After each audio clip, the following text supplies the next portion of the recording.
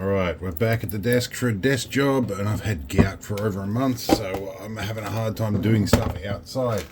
So yes, we will get to the Land Rovers and the 8-wheeler soon enough, even though it's been nearly a year. Anyway, today we're looking at this thing. This has been dropped in by one of my cameramen. He gets out and helps me with a lot. This is a Nerf blaster, and it's supposed to make sounds, but apparently it doesn't.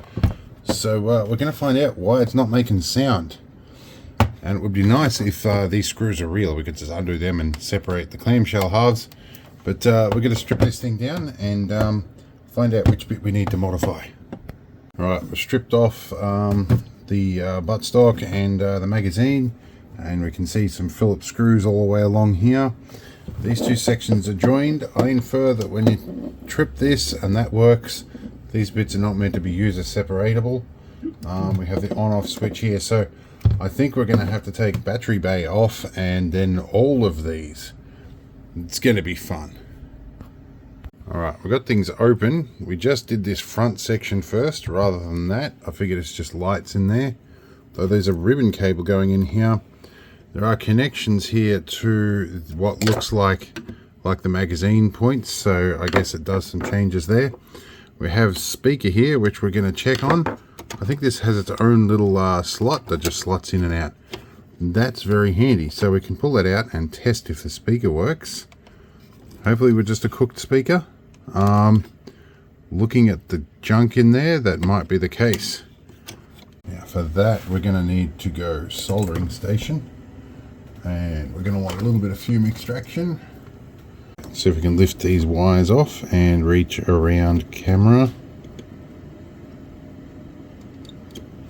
Give it the old reach around. Pop you off. Okay. We can lift that whole unit out now.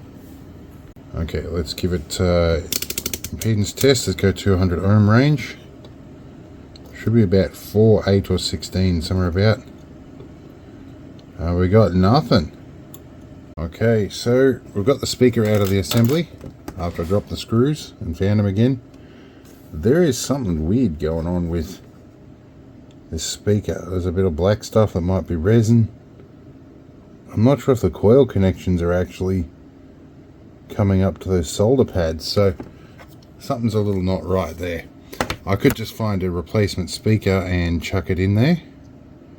Because yeah, you can see from this speaker something's definitely not right there. Well, if I don't drop it. And then there's something going on with the contacts as well. So I don't know. I might see if I can find an old set of headphones and rip a speaker out of one of them. Alright, found a cheap set of headphones. We're going to try and rip a speaker out of them. Right, brief interlude. I've got to do a doorbell battery change.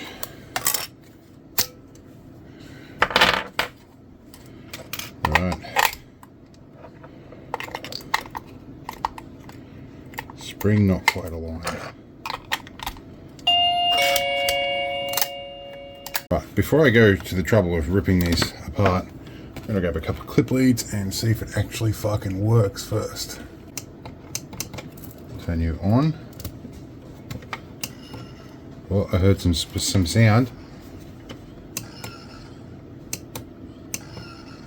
So yeah, probably is speaker. And there's probably some resistance in it as well, but we can get this up near the camera. Alright, so it definitely is blown speaker. Alright, we're going to extract a speaker out of headphones, which is just 3 screws. These are a cheap junky set that I had laying around that will never ever get used. So they are more valuable. And the goodwill of repairing this. So this is a smaller diameter speaker, but I think it'll probably still do okay. We need a solder station now. Alright, wires removed.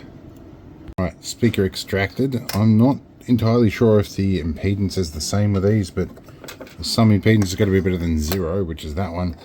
They are obviously a little bit different in size, but we'll see if it works. Right, let's see if I can get this back on here somehow. Go.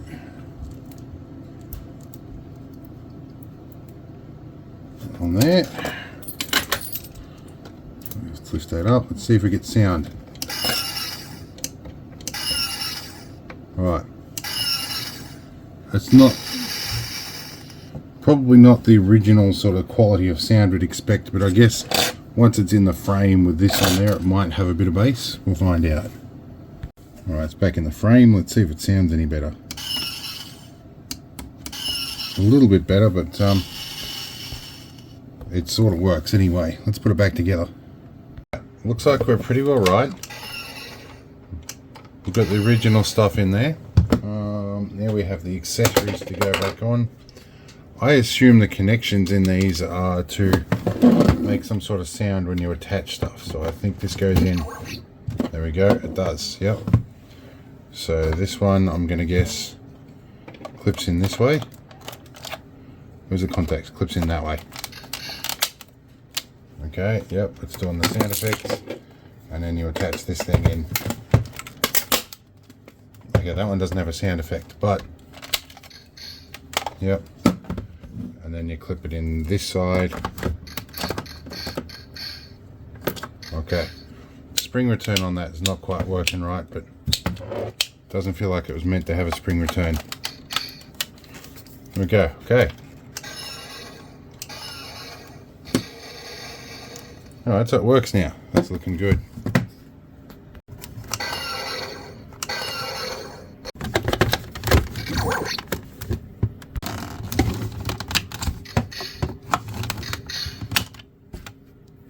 Right, and with that we're done.